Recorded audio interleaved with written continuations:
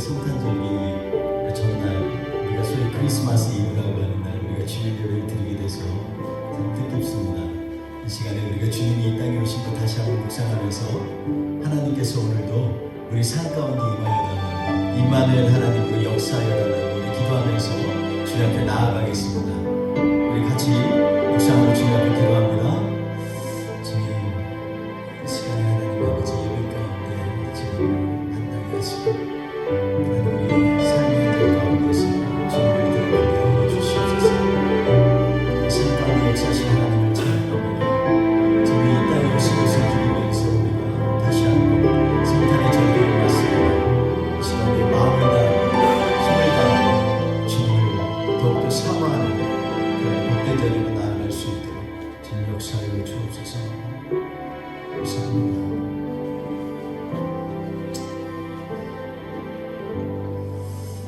다 같이 일어나셔서 서로 인사하면서 주님 앞에 우리는 주님의 축복의 통로입니다. 우리 같이 찬양으로 고백하겠습니다. Just we'll sing together. 당신은 하나님의 언약 아래 있습니다. 우리 서로를 향해서 축복하며 찬양합시다. 당신이 하나님의 언약 아래 있는 축복의 통로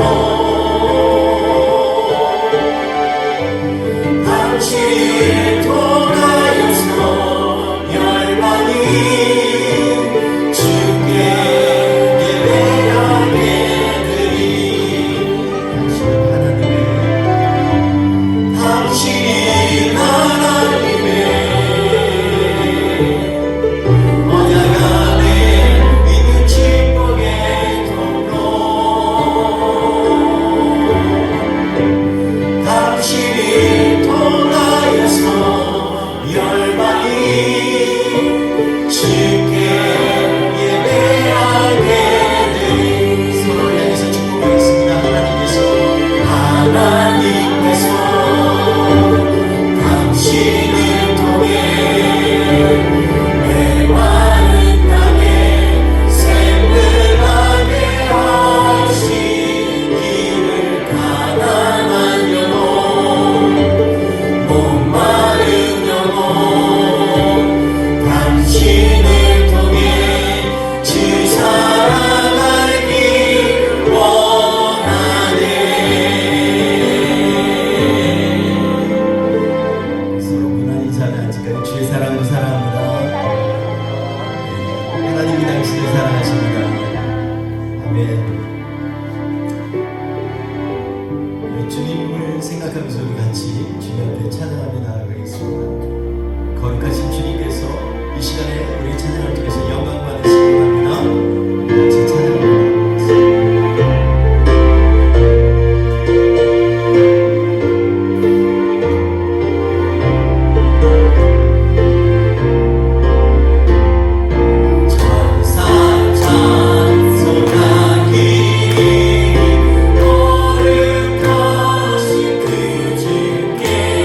영광 돌려보내세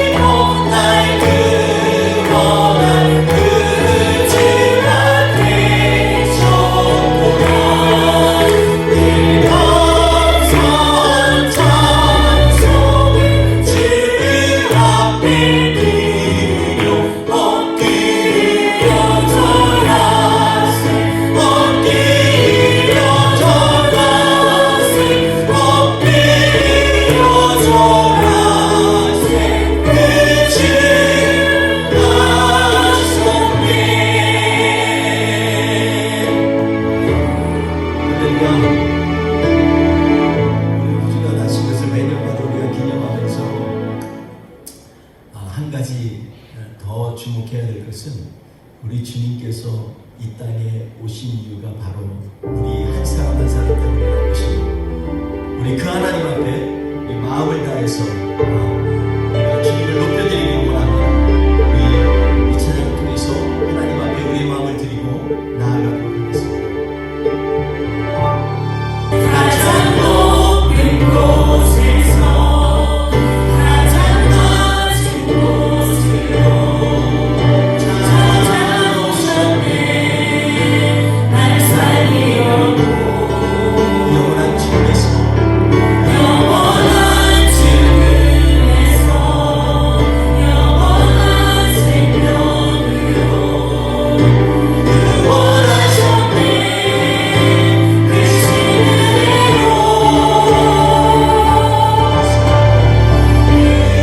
사랑으로 그의 사랑으로 나의 영혼 되살아나네.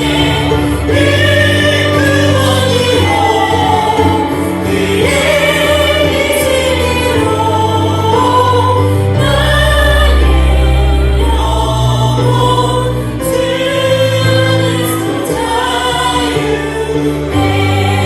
야만이 찬양시가 가장 높은 곳에서 가장 높은 곳에서 가장 낮은 곳으로 찾아오셨네. 날 살리려고 영원한 주님께서 영원한 죽음에서 영원한 생명으로 구원하셨네. 그 신으로 그 사랑으로 그의 사랑으로 나의 영혼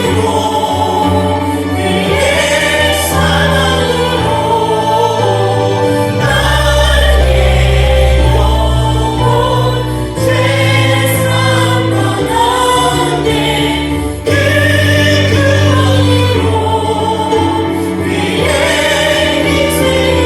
이름으로 나의 영혼 주 안에서 자유해. 그 사랑으로 그 사랑으로 그의 사랑으로 나의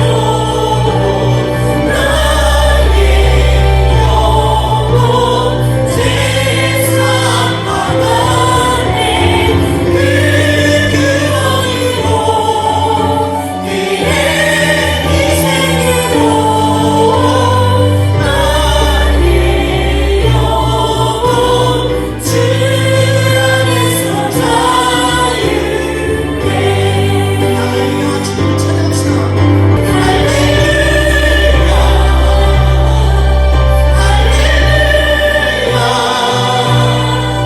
가장 높으신 주의 영광을 찬양하니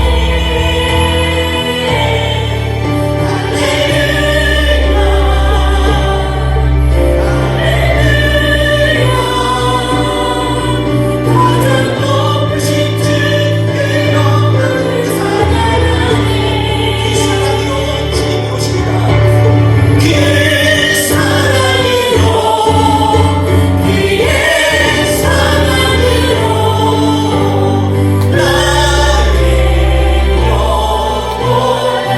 세상 떠났네.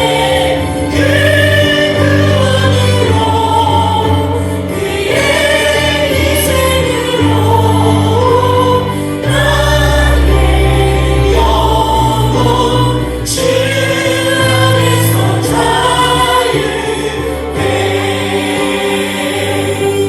이 시간에 같이 하나님 앞에 한 번 더 기도하겠습니다. 주님이 그 사랑으로 그 희생 그 사랑으로 우리에게 오셨습니다. 그 주님을 모시고 우리가 이 땅을 사는 것 자체가 얼마나 존귀하고 놀라운 특권인지 다시 한번 고백합니다.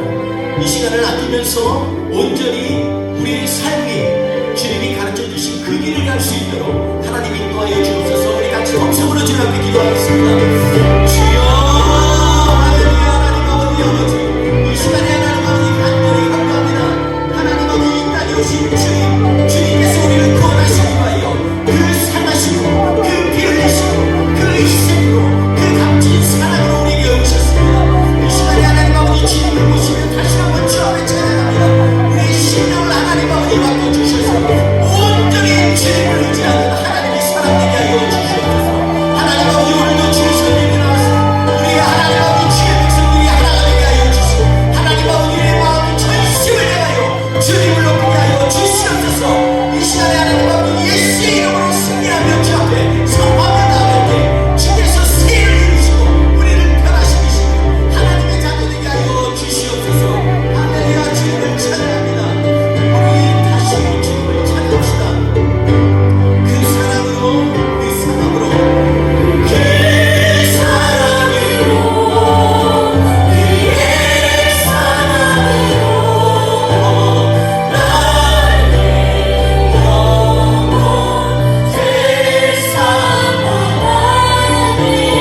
그 구원으로 그의 희생으로 나의 영혼 주 안에서 그 사랑으로 그 사랑으로 그의 사랑으로 나의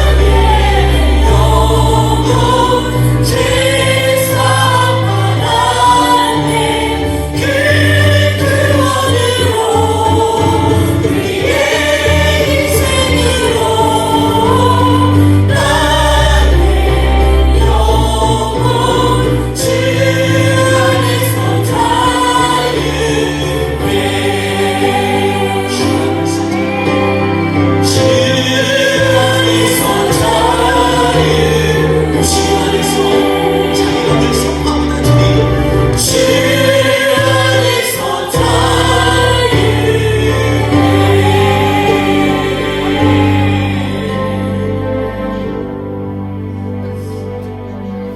예배 가운데 우리 심령이 오직 주님만 높여드리고 주님만이 영광 받으시옵소서.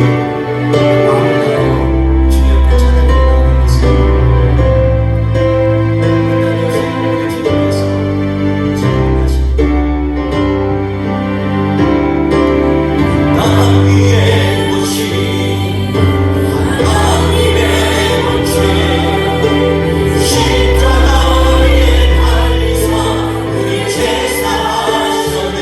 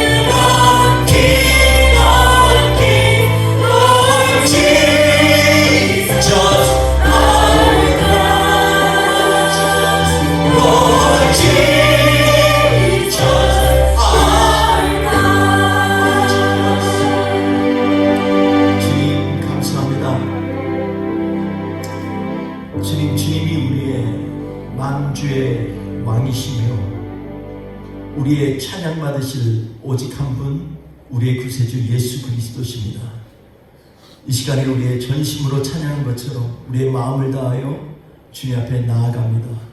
예배의 순간순간을 받아주시고 온전히 주님만 영광받아 주시옵소서. 감사하며 예수님의 이름으로 기도했습니다. 아멘. 우리 사도신경으로 신앙 고백하시겠습니다.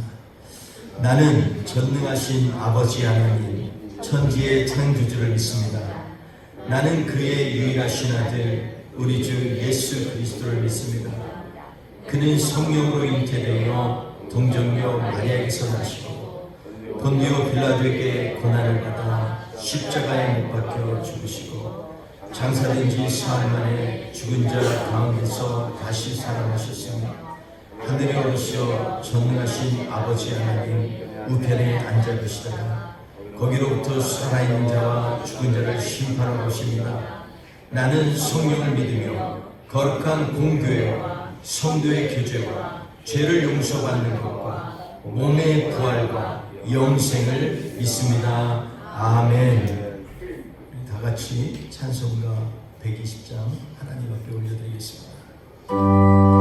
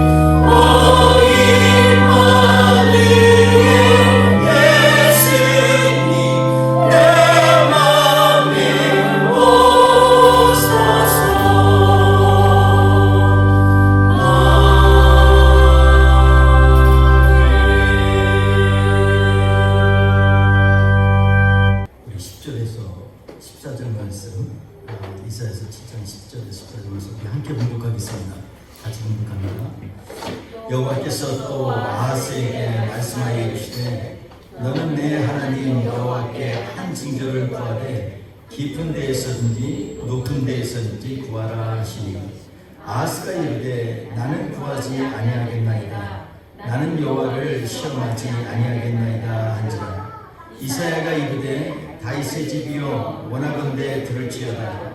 너희가 사람을 괴롭히고서 그것을 작은 일로 여겨 또 나의 하나님을 괴롭히려 하느냐. 그러므로 주께서 친히 징조를 너희에게 주실 것이라. 보라, 처녀가 잉태하여 아들을 낳을 것이요 그의 이름을 임마누엘이라 하리라. 아멘.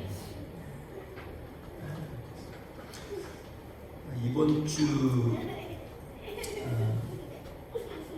내일부터 내일 우리가 바비큐 파티를 하려고 하는데 내일 하루 종일 비가 온다고 합니다. 그래서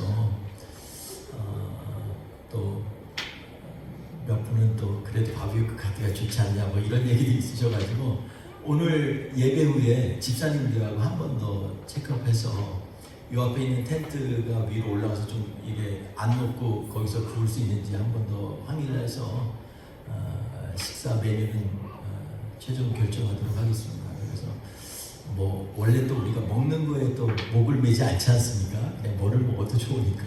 그러나 한 번 더 상의를 해서 가능한 건지 한번 체크해보고 그 다음에 결정하도록 그렇게 하면 좋을 것 같습니다.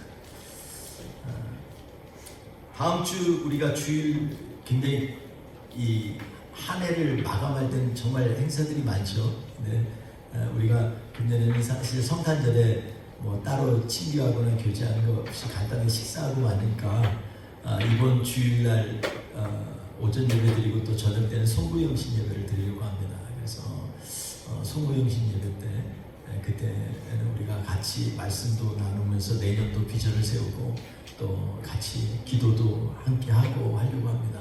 그래서 송구영신 예배를 꼭 참여해 주시고 그리고 그 전에 7시부터 모여서 우리가 같이 떡국도 같이 미리 먹고 그리고 윷놀이 척사대회를 좀 하려고 합니다. 그래서 작지만 상품도 준비해서 정성도 준비해서 나누고 하려고 하니까 꼭 참여해 주셔서 우리 같이 사랑의 교제를 나누시면 좋겠습니다.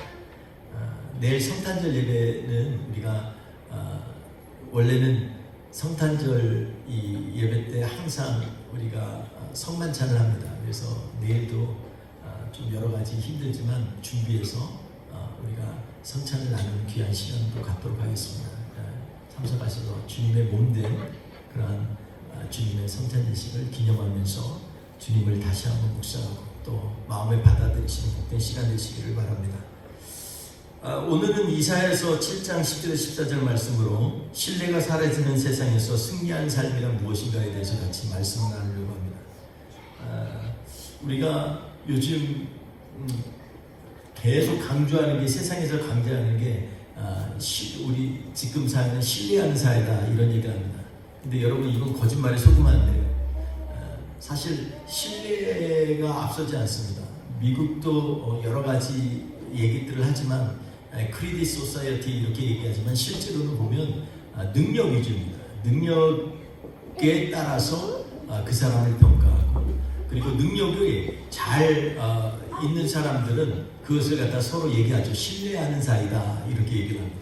그래서 사실은 신뢰가 어디에서부터 오는지를 우리가 잘 알지 못하면 이 신뢰가 사라지고 능력 위주의 사회에서 어떻게 우리가 하나님을 의지하고 살 수 있는가 또 이러한 험악한 세상에서 어떻게 하면 우리가 이 세상을 극복하면서 하나님의 말씀과 가르침대로 살 수 있는가를 다시 한번 점검해보는 시간을 가지려고 합니다.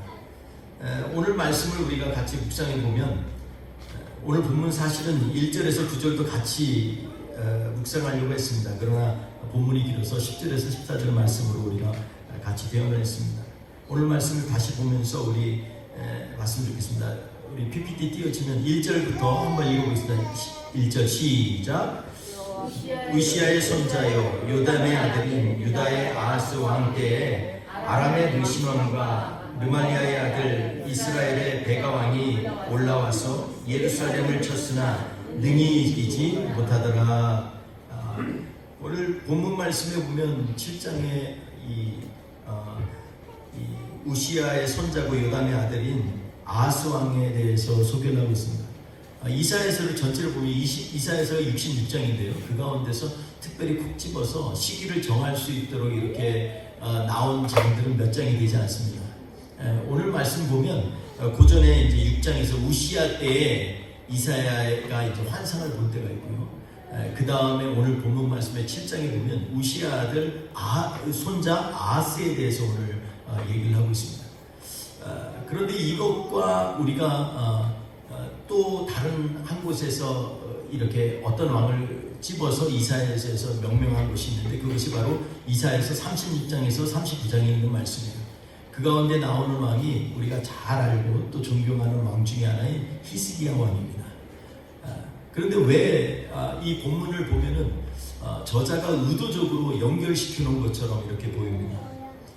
오늘 본문 말씀 가운데에서 우리가 먼저 보면 지금 아하스 왕 때에 이 전체 세계에서 가장 위협적인 제국이 어디였냐면 아수르 제국이었어요. 그래서 아수르 제국이 지금 중동 전체를 갖다 또 전부 이 그리스 터키 지역까지 전체를 이 관할하는 아주 초강대국이었습니다. 근데 이 아수르 왕 때에 그 내부에서 아수르 내부에서 여러 가지 일들이 일어난다는 얘기를 듣고 북쪽에 있는 북이스라엘과 지금의 시리아인 아람이 서로 결탁해가지고서 그래서 우리 여기 매번 매년마다 이 뇌공을 바치고 그리고 이렇게 종속되어 있는 거에서 우리 좀 벗어나자 이렇게 결탁을 하게 됩니다. 그러면서 남유다의 아하스 왕에게도 얘기하죠. 너도 같이 우리 같이 해서 우리가 힘을 합해서 이 아수르로부터 벗어나자 이렇게 얘기합니다. 그런데 이 아하스 왕이요 이 얘기에 대해서 탐탁하게 생각하지 않습니다. 저는 나는 그거에 대해서는 좀 반대라고 얘기를 합니다. 그래서 거기에 대해서 화가 나서 이 아람과 그리고 이스라엘이 결탁을 해서 지금 아수르를 공격하는 것이 아니라 오히려 남유다 예루살렘을 공격하는 장면이 오늘 본문에 나오고 있습니다. 이 백왕이 올라서 예루살렘을 쳤으나 능히 이기지 못하니라 이렇게 얘기를 합니다. 보통 성경에 보면 때때로 역사적인 기록물들을 보면 특히 역대 열왕기상하 역대상하에 보면 그 왕의 평가 혹은 그 시대를 평가하기 전에 맨 앞에서 서두로 이미 제시를 하는 경우가 있습니다. 오늘 본문 말도 마찬가지입니다. 이 전쟁이 일어나기 전에 이미 어떻게 될 것인지에 대해서 간략하게 얘기해요. 능히 이기지 못하더라 이렇게 얘기합니다. 그러니까 아하스 왕의 이 남유다를 갖다가 능히 이기지 못하는 상황이 있어요. 근데 지금 아하스 왕이 굉장히 좋은 왕이냐?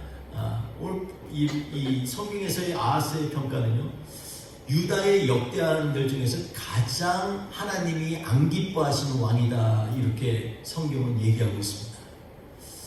왜 그럴까요?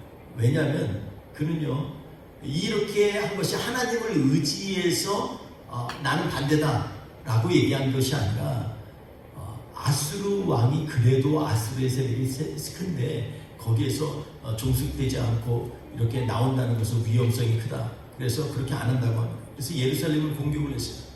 근데 그 상황 가운데에서 이 열왕기하 18장에 있는 그 사건들을 쭉 면밀히 보면 이 아하스에 대해서 설명을 하면서 아하스는 20살에 왕이 됐어요. 그리고 16년 동안 왕이 됐어요. 16년을 왕하다가 이제 죽음을 당합니다.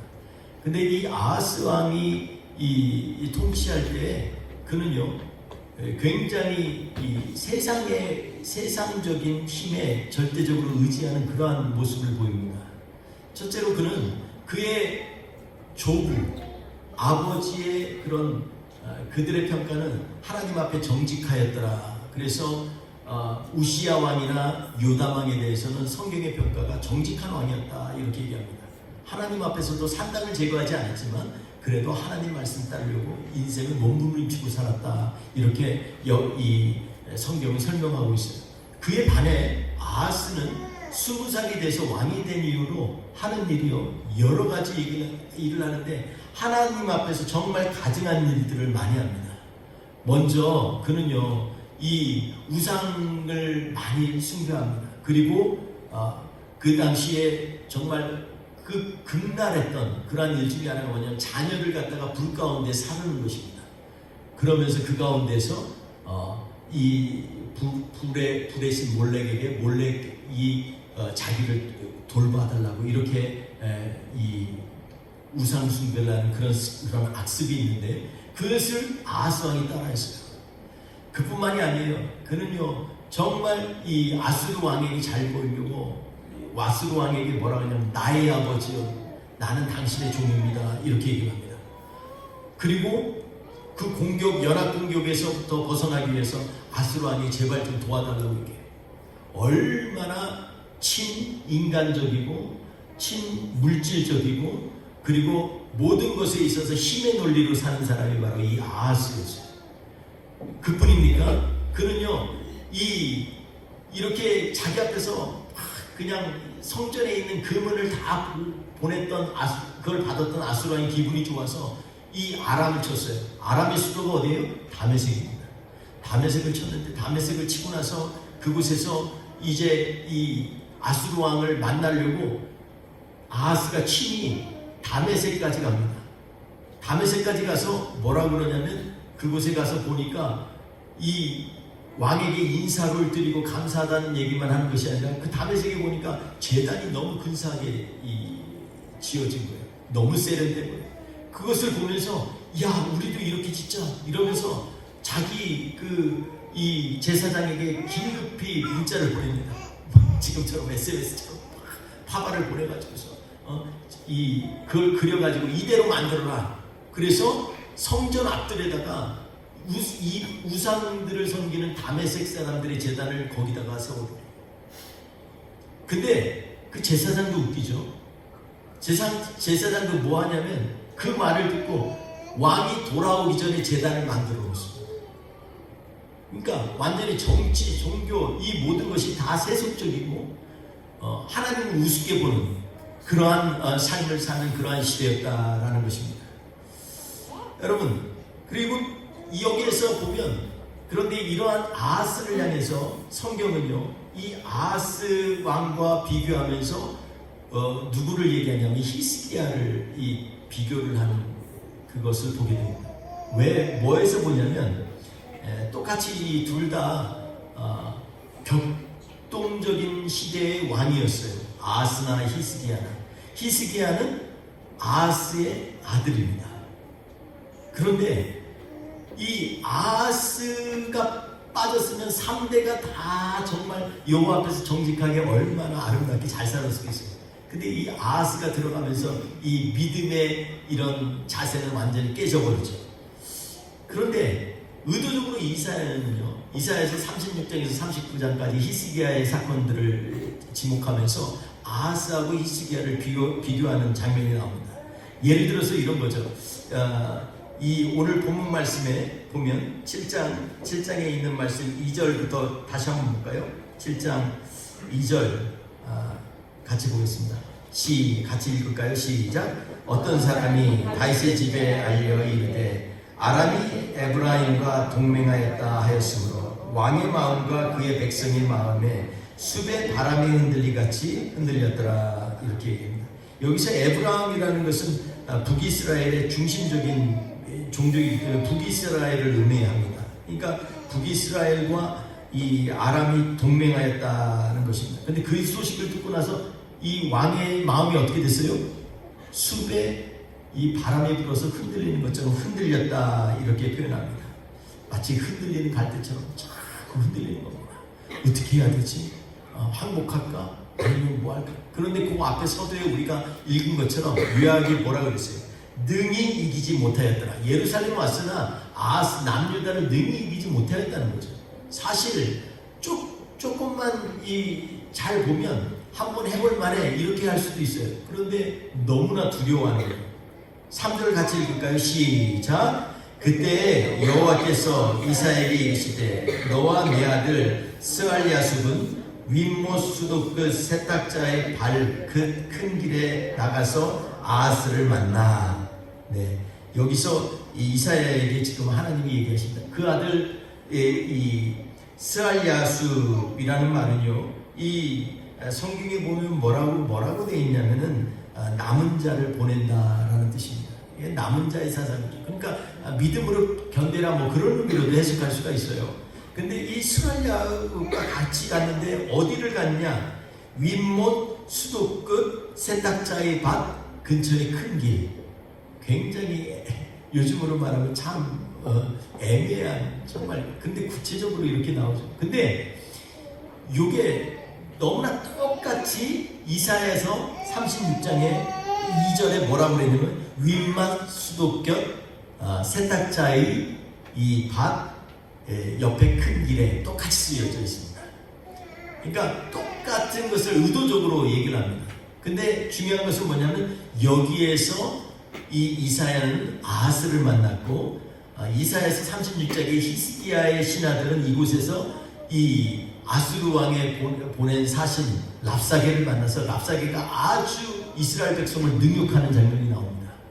의도적으로 이렇게 윗못 수도곁 이 윗못 수도깃이라는 하는 것은 뭐냐면 기온세면부터 물을 쫙 흘러가서 전략적으로 밖에서 공격을 하더라도 물을 공급이 끊이지 않도록 이 윗못 수도를 만들어 놨어요. 그러니까 여기는 이 굉장히 중요한 수로죠. 이거 없으면은 이 예루살렘이 못 버팁니다.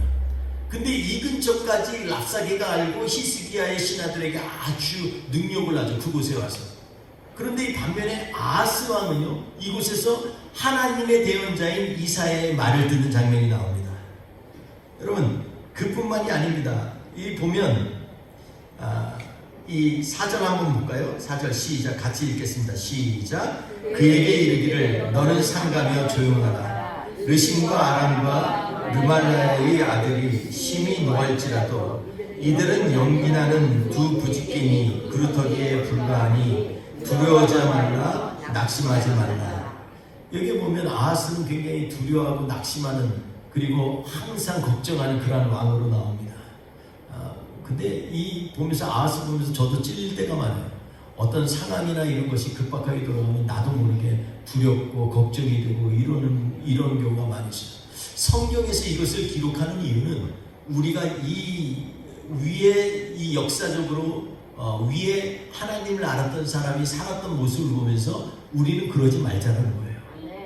그러니까 오늘 말씀 가운데에서 이는 두려워하고 걱정하는 왕이에요. 근데 히스기야는 어떤 왕이냐면 하나님을 전적으로 의지하고 신뢰하는 왕이다. 이렇게 성경은 기록되어 있어요. 우리 5절 한번 계속 읽겠습니다. 시작. 아람과 에브라임과 르말라야의 아들이 악한 꾀로 너를 대적하여 이르기를 6절.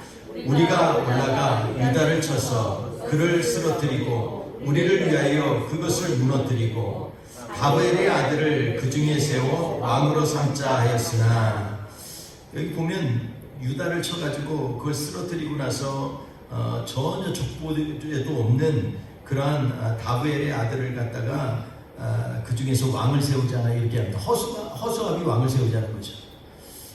그 의도로 가지고 지금 아람과 북이스라엘이 연합해서 지금 공격을 하고 있습니다.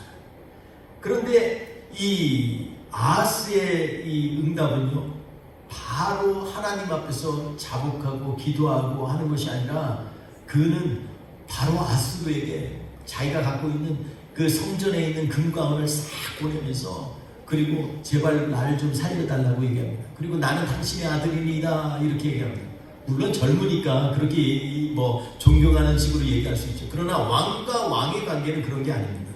내가 당신의 왕인 아들입니다, 종입니다, 이 얘기는요 철저하게 자기를 갖다가 종속시키는 얘기입니다. 이 얘기는 자기만 종속이 아니라 이스라엘이 아수르의 속국이라는 얘기를 하는 것입니다. 그는요 이러한 사람이었습니다. 그런데 7절에 보니까 주 여호와의 말씀이 그 일은 서지 못하며 이루지 못하리라 이렇게 말씀하고 있습니다. 8절 같이 읽어볼까요? 시작. 대저 아람의 머리는 다메섹이요 다메섹의 머리는 르신이며 65년 내에 에브라임이 패망하여 다시는 나라를 이루지 못할 것이며. 여기 보면 아람의 머리는 다메섹이라고 그랬죠. 아람 나라의 이 머리라는 말은 여기에서 보면 다메섹이라고 하는 거니까 다메섹이 아람의 수도예요. 그리고 수도의 또 핵심은 누구냐면 왕인 르신이다 이렇게 얘기합니다. 그리고 65년 내에 에브라임이 패망하여 다시는 나라들을 이루지 못할 것이며 이렇게 얘기하면서 에브라임의 머리는 뭐라고 했죠? 9절에 에브라임의 머리는 사마리아예요. 사마리아가 이 북이스라엘의 수도이기 때문에 사마리아의 머리는 누구예요? 르말리아의 아들이니라. 그죠? 그래서 이것은 왕과 그리고 그 나라의 수도 핵심적인 도시와 그리고 나라를 일치시키는 말입니다. 만일 너희가 굳게 믿지 아니하면 너희는 굳게 서지 못하리라 하시냐 이렇게 얘기합니다. 여러분 오늘 말씀 가운데 지금 다시 한번 정리하면 지금 누구에게 이사야가 얘기하고 있어요? 아하스에게 얘기하고 있죠. 이스라엘 왕 아하스에게 얘기하고 있어요. 그러면서 지금 얘기하는데 두 나라를 예를 들면서 지금 이 북이스라엘 에브라임의 머리는 어디라고요? 사마리아. 사마리아의 머리는 누구예요? 또 왕. 그리고 아람의 머리는 어디? 다메섹 수도. 그의 왕이 그의 머리. 이렇게 얘기합니다. 그러면 한 명이 빠졌죠. 이사야가 얘기한다면 아마 이렇게 얘기할 겁니다. 남유다의 머리는 어디예요? 예루살렘. 예루살렘의 머리는 누구예요? 아하스. 이 얘기를 안 했을 뿐이지 이 두 나라가 망하는 것처럼 당신도 믿지 않으면 똑같이 될 것이라는 얘기를 지금 하고 있는 거예요. 그러니까 이러한 상황 가운데에서 아하스에게 다시 한번 신뢰할 대상이 누군지에 대해서 지금 설명하고 있습니다. 여러분 오늘 본문 말씀 가운데에서 아하스에게 지금 이 말을 하는 가운데에서 우리에게 주시는 하나님의 메시지는 뭘까요? 저는 이 아하스는요 철저히 사람적이고 철저히 이 아수르의 힘의 세력 안에 종속되어 있고 하나님의 이 제단을 갖다가 옮기기까지 했어요. 이 앞에 있는 노제단을 옮겨가지고 북쪽 끝에다가 갖다 놨어요. 그리고 북쪽 중간에 성전과 노제단 사이에 자기가 이 다메섹에서 연구하고 이 그려왔던 그 제단에다가 제사를 드려요. 그리고 뭐라고 얘기하냐면 아하스가 내가 여호와께 제사 드릴 때만 노제단을 쓸 것이다 이렇게 얘기합니다. 여러분 그 얘기는 뭐예요? 아하스가 그 자기만 혼자 뭐 하나님 앞에 정말 예배 드리려고 그러는 거예요. 그게 아니라 본인의 마음에는 이미 하나님이 떠나 있어요. 그러니까 노제단은요 그냥 장식품일 뿐입니다. 그거 없애면 이스라엘 백성들이 들고 일어나니까 그냥 놔두는 거예요. 실제로는 자기가 만든 제단에서 그곳에서 우상을 숭배하고 그리고 그곳에서 하나님 앞에서 이 드리는 제사이라기보다 자기의 욕심과 영욕을 위하여 드린 제사를 드렸다라는 것입니다. 오늘 이 말씀 속에서 우리는 이 오늘 본문이 왜 이렇게 나와야 됐는지에 대해서 설명을 했습니다. 오늘 본문을 한번 볼까요? 10절부터 우리 오늘 같이 읽은 말씀. 자, 같이 읽겠습니다. 시작. 여호와께서 또 아하스에게 말씀하여 이르시되 11절 너는 내 하나님 여호와께 한 징조를 구하되 깊은 데에서든지 높은 데서든지 구하라 하시니 아멘. 여기 보니까 여호와 하나님께 한 징조를 구하는데 깊은 데든 낮은 곳이든 구하라는 거죠. 그 얘기는 뭐예요? 뭐든지 얘기해봐. 이사야가 그러는 거예요. 아하스에게 왜 그렇게 하나님을 신뢰하지 못해요? 뭐든지 얘기해보세요. 하나님이 그 징조를 이루시겠다고 말씀하십니다. 그러면 저 같으면 이렇게 얘기하면서 예를 들어서 이 군대를 갖다가 철저하게 하나님 쳐주세요 뭐 이렇게 얘기할 수 있잖아요. 히스기야처럼 하나님 앞에서 이렇게 하나님 앞에서 이 랍사게가 쓴 편지 아수르 왕의 편지를 대독한 랍사게가 보낸 편지를 가지고서 하나님의 제단 앞에 가서 그걸 내려놓고 히스기야는요 울면서 하나님 이거 보시죠. 랍사게가 한 얘기 들으셨죠? 그가 얘기할 때 우리한테 2,000필 말을 줄 테니까 거기에 탈 사람이 있으면 좀 데리고 오라고 합니다. 너희들 백성들도 듣도록 랍사게가요 히브리 말로 지금 다 백성들 듣게 해요. 그거 하지 말라고 했더니 제발 좀 그 당신 말로 하라고 그랬더니 내가 이거 얘기하는 게 너희 왕만 들으라고 하는 얘기야. 너희 백성들에게 듣는데 너희 백성들이 어느 상태인지를 얘기하는데 뭐라 그러냐면 그들이 똥을 먹고 그들의 오줌을 두고 있는 그 백성들도 들어야 할지라 이렇게 얘기합니다. 얼마나 위태합니까? 아하스는요, 그까짓 거 연합 와도 별게 아니라라고 1절에 얘기한 것처럼 능히 이길 수 있었어요. 히스기야는요 절체절명입니다. 백성들은 완전히 갇혀져 있고 먹을 게 없어서 자기의 대변을 받아 먹을 정도입니다. 그런데도 히스기야는 그거 가지고 하나님 앞에 가서 부르짖습니다. 하나님 보시죠, 우리를 이렇게 능욕합니다. 그리고 대신들을 보내가지고서 이사야에게 얘기합니다. 당신이 하나님께 좀 기도 좀 해주십시오. 지금 우리에게 필요한 것은 하나님의 능력입니다. 이게 바로 히스기야의 마음이에요. 여러분, 왜 이사야서는 아하스와 히스기야 사이를 이렇게 비교를 할까요? 어떤 신학자는 그런 얘기를 합니다. 이사야서를 얘기하면서 그 다음에 또 아주 악랄한 왕이 나오죠. 므낫세라고 하는 55년, 장장 55년을 통치했는데 하나님이 싫어하는 것만 골라서 한 또 왕이 있어요. 그래서 이스라엘 유다 왕 중에 아주 악한 왕이 둘 꼽으라 그러면 바로 아하스와 므낫세입니다. 가장 악한 왕들이에요. 그런데 이사야가 이것을 혹자는 이렇게 얘기합니다. 이사야가 왜 이 본문 가운데서 아하스와 히스기야를 연결해서 이렇게 비교를 했을까? 이런 얘기를 하면서 뭐라고 얘기냐면, 나이 들어서 이제 이사야가 죽을 때쯤인데 아마도 이것을 통해서 그 아들 므낫세 왕에게 이런 두 사람의 당신의 할아버지와 아버지의 삶인데 어느 길을 가겠습니까? 선택하라고 이렇게 주었다라고 이렇게 해석하는 그러한 학자도 있습니다. 사랑하는 성도 여러분, 오늘 말씀 가운데에서 아하스와 이 히스기야 가운데에서 하나님께서는 왜 아하스에게는 징조를 구하라고 그러고, 그런데도 아하스는요 징조를 구하지 않았습니다. 여러분, 우리가 잘 아는 것처럼 예수님께서 이 바리새인과 서기관들에게 얘기합니다.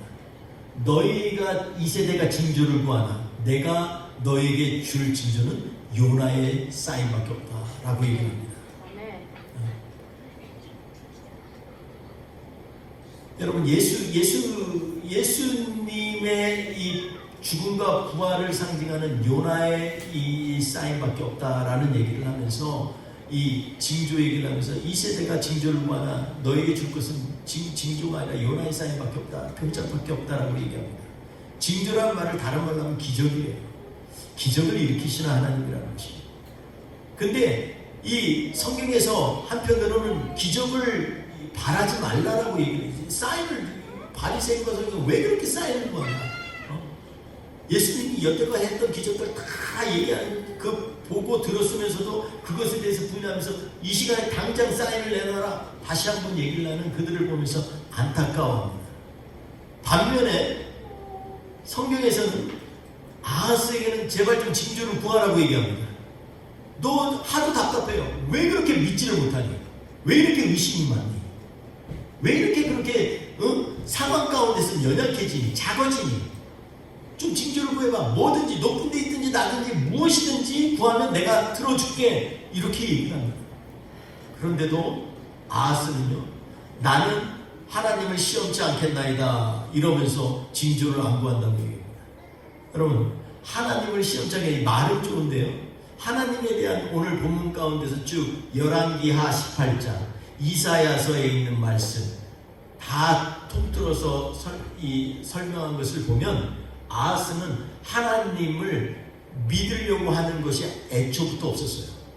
믿음의 눈으로 하나님을 보지 않았습니다. 그냥 왕으로서의 형식을 갖추는 것뿐이지, 자기가 원하는 거 우상숭배하게 하고 몰락에게 그냥 자녀를 갖다가 던져버리고 이러한 일들을 하는 사람이 무슨 하나님을 섬기는 사람이에요. 그래서 답답하니까 지금 얘기를 하는 것입니다. 12절을 나는 구하지 않겠다, 여호와를 시험하지 않겠다.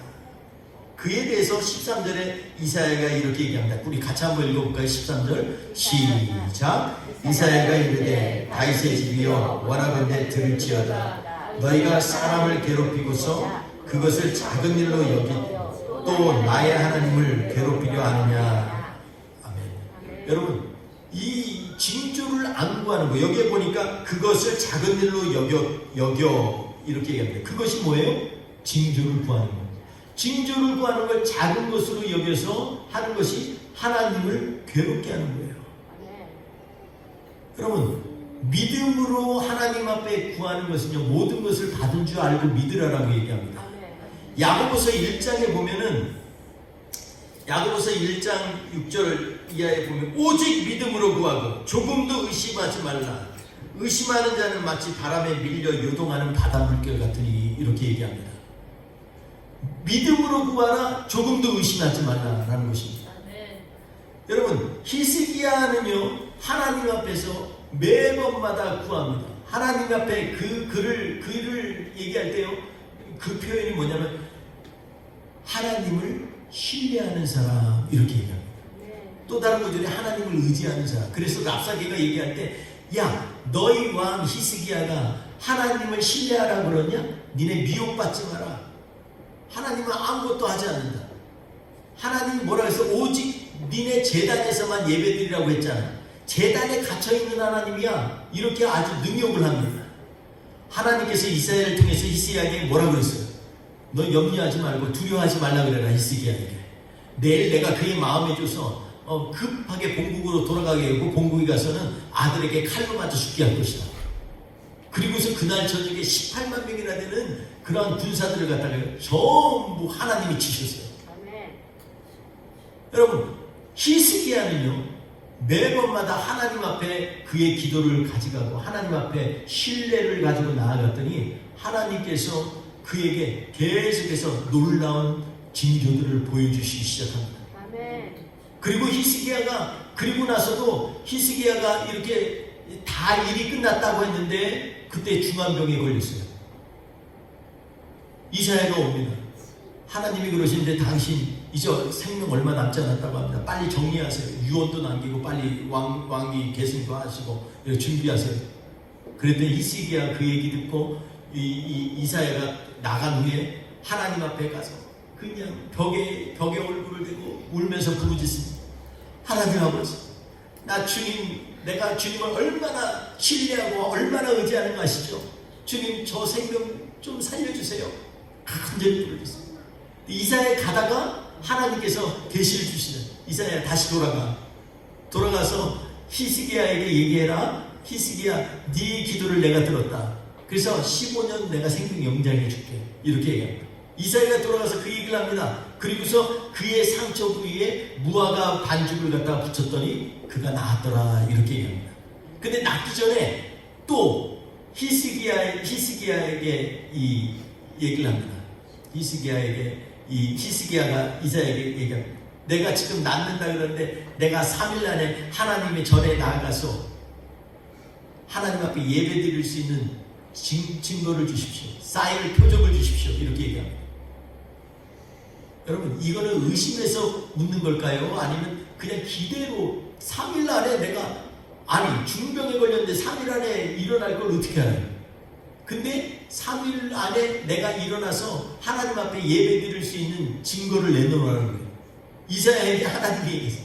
하나님이 하도 기가 막히니까 얘기를 하면서 뭐라고 하냐면, 너 이 해시계에 있잖아. 해시계의 그림자가 10도 앞으로 갈까 10도 뒤로 갈까, 이거 정하라고 얘기합니다. 그때 히스기야가 얘기를 하길 뭐라고 해요? 앞으로 가는 건 쉬우니까 뒤로 바꿔 해주세요. 10도. 이렇게 얘기합니다. 여러분, 앞으로 가는 게 쉽습니까? 우리의 생각으로는 해가 갑자기 여기다가 점프해가지고 그냥 1시간 훌쩍 뛰어넘어가지고 2시가 딱 됐다. 이게 쉽습니까? 물리적으로 이거 또 어려운 거예요. 그런데 그 뭐라 그러냐면 뒤로 바꿔해달라는 거예요. 그건 쉬우니까 뒤로 바꿔해달라는 거예요. 히스기야의 믿음이 얼마나 대단합니까? 앞으로 가는 것도 이것도 말도 안 되는데 자기 생각에는 뒤로 가는 게 더 어렵다는 거예요. 왜냐면 평상시 시계는 앞으로 계속 가니까 뒤로 가게 해주세요. 내가 그랬을 때 내가 낳는 증거로 알겠습니다. 참 대단한 사람 아니에요. 여러분, 근데 여기서도 놀라운 건 뭐냐면 참 이 이사야 저자가요, 그 앞에다가 보내는 그 해시계를 하면서, 해시계를 누가 만들었냐면 아하스의 해시계가, 이렇게 얘기합니다. 아하스는 믿음이 없고 신뢰하지 못하는 아하스가 만든 해시계 가지고 하나님께서는 증거를 만드십니다. 얼마나 대단한 하나님의 유머입니까? 하나님께서는 다른 것 같지 않고 아하스가 만든 거 가지고 아하스 너희 봐라 이러면서 얘기하는 거랑 마찬가지세요. 여러분, 저는 히스기야의 그 믿음을 지금 얘기하려는 게 아니라 아하스에게 주신, 우리 아하스뿐만 아니라 우리에게 주신 말씀에 대해서 이제 결론적으로 얘기를 하려고 합니다. 14절 결론적으로 같이 한번 읽어볼까요? 시작. 그러므로 주께서 친히 징조를 너희에게 주실 것이라. 보라, 처녀가 잉태하여 아들을 낳을 것이요 그의 이름을 임마누엘이라 하리라. 아멘. 여러분, 여기에 보니까 처녀가 잉태하여 할 때 이 처녀가 원래 원문에 보면 마태복음 1장 18절에 나온 그 처녀가 아닙니다. 마태복음 1장은 이미 예수 그리스도가 이 땅에 오셨기 때문에 남자를 알지 못하는 처녀에게서 났다는 걸 알아요. 그런데 이 본문에 있는 구약의 히브리어로 쓴 이사야서 7장에 나온 처녀라는 말은요, 그냥 어린 이 10대부터 나이 많은 여인 중에 어떤 여자에게도 쓰는 이름이에요. 여자라고 해석하는 게 더 맞아요. 근데 왜 이사야가 이렇게 했을까요? 이사야가 이것을 예수님의 계시로 이렇게 얘기하였다면, 메시아와 관계됐다면 여기에 징표를 주는데 처녀가 잉태하여를 말 그대로 진짜 처녀를 얘기를 해야 되잖아요. 원래 언어에도 그 언어가 있어요. 그런데 그냥 일반 여인이라고 하는 여인을 지금 얘기하면서 처녀가 아이를 낳으리니 이렇게 얘기합니다. 여러분, 저는 그렇게 생각합니다. 이 이사야가 보면요, 주로 하나님의 메시지를 음성으로 듣지만 중요한 메시아닉 메시지는요, 환상으로 만들어요. 예를 들어서 이사야서 61장에도 보면 예수님의 초림과 재림을 하나님의 환상으로 보여주셨는데 이사야는 그걸 이해를 못했어요.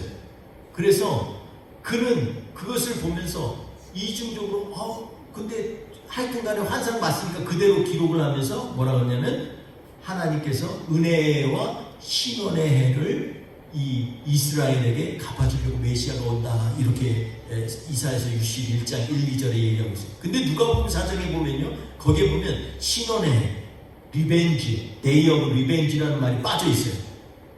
그거는 뭐냐면 예수님은 이게 무엇인지 알기 때문에 이사야서를 본인이 쫙 읽으면서 이사야서에 나와 있는 복수의 해를 빼버렸어요. 왜냐하면 그것은 예수님이 지금 자기가 읽었던 초림이 아니라 나중에 다시 오실 재림을 얘기하기 때문에 그래요. 이사야는 환상을 봤지만 그걸 다 깨닫지 못하는 거예요. 여기에서도 아마 여인에 대한 환상을 봤을 것입니다.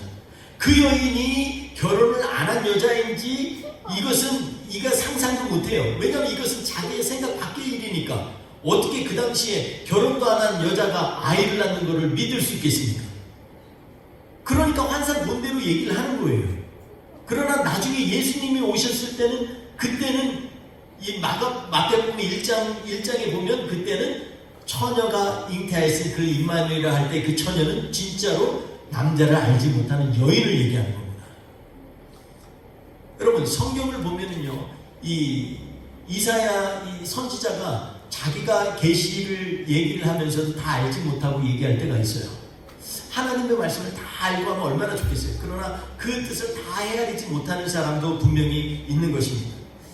그런데 중요한 것은요, 오늘 말씀 가운데에서 더 중요한 것이 있습니다. 사실은 여기에서 주께서 친히 징조를 너희에게 주실 것이라, 아들을 낳을 것이요 그의 이름을 임마누엘이라 하리라. 예수님이 오시는 것을 얘기를 해요. 그런데 그 앞에 있는 포인트를 우리가 좀 묵상을 해야 됩니다. 여러분, 마치 아하스처럼 자기의 연약함을 하나님 앞에 내려놓지 못하고 남을 의지하는 그러한 믿음 없는 생각, 그러니까 그러므로 내가 징조를 주리라 이렇게 얘기합니다. 우리에게 예수님이 오셨을 때요, 우리가 한 가지 깨달아야 될 게 있어요. 나는 예수님을 아는 사람이야. 근데 주님은요, 처음부터 다시 여러분에게 얘기합니다.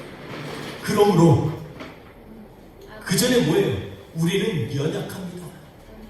그러므로 내가 너에게 징조를 주리니 처녀가 아이를 낳을 것인데 그가 임마누엘이라 하리라. 내가 신앙이 없어. 그러므로 우리 주님이 우리에게 친히 오셔서 우리의 모든 죄악을 담당하시겠다라는 것입니다. 내가 불평을 많이 해. 생활 가운데서 하나님이 주신 것은 발견하지 못하고 내가 갖고 있는 이 힘들고 어려운 것만 많아. 그럴 때 오늘 본문 말씀에 그러므로 너희에게 하나님의 아들 예수 그리스도를 주는데 그가 너희와 함께 할 것이야. 내가 막 생각할 때 아무것도 길이 안 보여요. 그런데 오늘 말씀에 그러므로 내가 길이요 진리요 생명이라고 하는 우리 예수님이 너와 함께 하실 것이야. 이게 바로 성탄절에 하나님이 우리에게 주시는 진정한 메시지인 거예요. 여러분, 우리 다시 한번 오늘 말씀을 생각하면서 아하스가 갖고 있는 그렇게 믿음 없는 16년 동안 생각 엉망진창으로 이스라엘을 만들어 놓고 그 핵심이 뭐예요? 여러분, 그렇다고 해서 믿음이라는 것이 우리 안에서 엄청나게 큰 것입니까? 히스기야가 불신앙이라고 해서 엄청나게 하나님을 부정합니까? 아하스 보세요. 나는 하나님을 시험하지 않겠다. 머리로 다 알아요. 근데 믿음은 머리에서 나오는 게 아니에요. 믿음은 어디에서 나오는 거냐면 우리의 가치체계의 핵심에서 나오는 것입니다. 내가 어디에 가치를 두느냐에 따라서 믿음이 들어가는 거예요. 여러분, 믿음은 들음에서 오고 들음은 하나님의 말씀에서 온다 그랬죠. 하나님의 말씀이 아무리 내가 읽어봐요, 내 귀에서 들려지거나 내 마음에서 울려 퍼지지 않으면 그 말씀이 우리한테 능력으로 임하시는 것이 아니에요. 그러니까 오늘 말씀에는 우리에게 다시 한번 도전을 하고 있는 것입니다. 너희도 지금 아하스 같니? 아하스처럼 맨날 나는 힘이 없어요. 하나님 안 보이시잖아요. 아수르 왕은 저렇게 대단한데. 여러분, 이러한 가치체계를 갖고 있는 사람에게는 믿음이 있을 수가 없어요. 그렇다면 우리 교회는 어떻습니까? 우리는 얼마나 대단한 믿음을 갖고 있습니까? 조금만 비가 오고 추워도 얼마나 시린지, 토요일날 아침에도 얼마나 추운지 그냥. 근데도 그냥 말씀을 사모하는 한 형제, 한 형제를 생각하면 우리가 같이 모여야지. 그러니까 우리 형제들이 모이는 거잖아요. 여러분, 우리가 왜 예배를 드립니까? 그냥 전통적으로, 습관적으로? 여러분, 그건 아하스의 것이에요. 하나님 앞에서 우리가 드리는 참된 예배는 어디에서부터 와야 되냐면 나의 가치를 하나님 앞에 전적으로 하나님이 넘버원, 하나님이 우선, 내 하나님이 나와 함께 하신다고 하는 것이 내 인생의 최고의 가치, 여기에서부터 믿음이 오는 것이에요. 그러니까 하나님과 함께 하신다는 임마누엘의 하나님은요, 우리의 삶의 가치 체계의 중심에 하나님이 계시다는 것입니다. 하나님을 중심으로 모시고 사는 사람. 그래서 히스기야를 뭐라고 하냐면 하나님을 신뢰하는 사람, 하나님을 의지하는 사람이라고 표현하고 있습니다. 사랑하는 성도 여러분, 오늘 말씀 가운데서 다시 한번 우리는 이 땅에서 왜 이렇게 믿을 사람이 없어 이러지 말고 오늘 말씀 가운데 그러므로 너에게 징조를, 표적을 보일 것인데 처녀가 아이를 낳으리니 그 이름을 임마누엘이라 하리라. 우리 예수님은요, 특별한 여인에게서 온 것이 아닙니다. 정말로 가난한 것. 어떤 학자들은요, 마리아가 굉장히 살쪘다고 얘기해요. 툭툭한 여인. 여러분, 외모가요, 이게 볼 게 없다고 그랬잖아요. 이사야서에 보면 외모에 별로 이렇게 봐서 흠모할 게 없다라고 설명하고 있어요.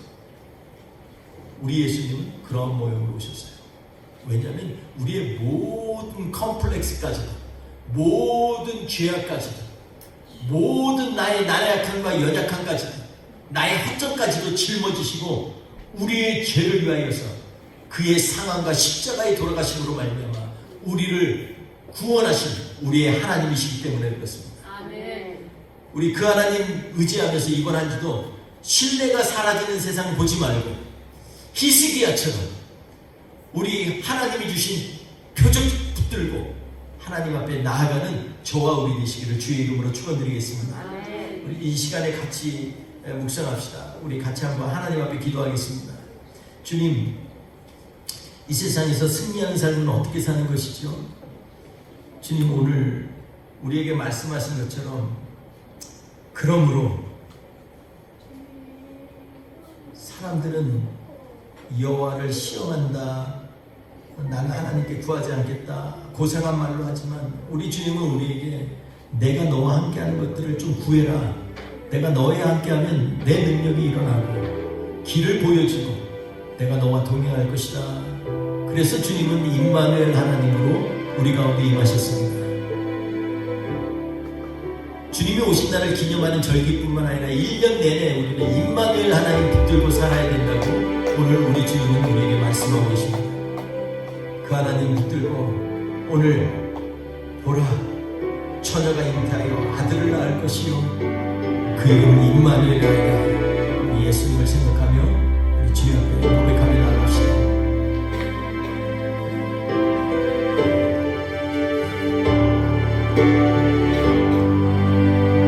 한 번 더 찬양할까요? 땅 위에 오신 찬양합시다. 하나님의 보좌 십자가의 날에서 우리 죄 사하셨네.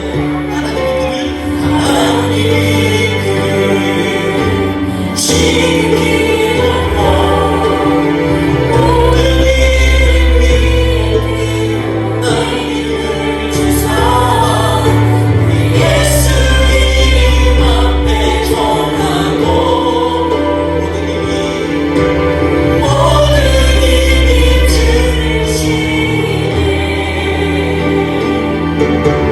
영광 주에 오실 주를 보리라. 선포해 왕께 만세. 존귀와 위엄 찬양해. 왕께 만세. 주의 승하리. 좋으신 하나님 아버지 감사합니다. 우리가 매일마다 우리에게 길을 보시고 표적으로 함께 하시고 너희가 믿음이 있으면 무엇이든 구하라 내가 드리라 하신 그 하나님 의지하고 나아갑니다. 하나님, 2023년은 예수님 앞에서 결단하는 한 해가 되게 하여 주시고 2024년에 하나님 아버지 우리의 삶 가운데 주님이 함께 하심을 보여주시는 놀랍고 축복된 그러한 한 해가 될 수 있도록 주님 인도하여 주시옵소서. 오늘도 주님 앞에 우리의 마음을 드리고 생각을 드리고 정성을 드렸습니다. 주님, 우리의 모든 전심으로 드린 예배를 받아 주시옵시고 주님 앞에서 다시 한번 히스기야처럼 부르짖으며 하나님의 말씀 붙들고 사는 주님의 백성 되게 하여 주시옵소서. 임마누엘 하나님으로 역사하여 주시옵소서. 예수님의 이름으로 축복하며 기도합니다. 아멘. 지금은 우리 구주 예수 그리스도의 은혜와 아버지 하나님의 크신 살아가심과 성령님의 동행하시고 역사하심이 이 시간에 세상에 신뢰가 없어지는 것들을 탓하는 것보다 오직 주님을 의지하며 사는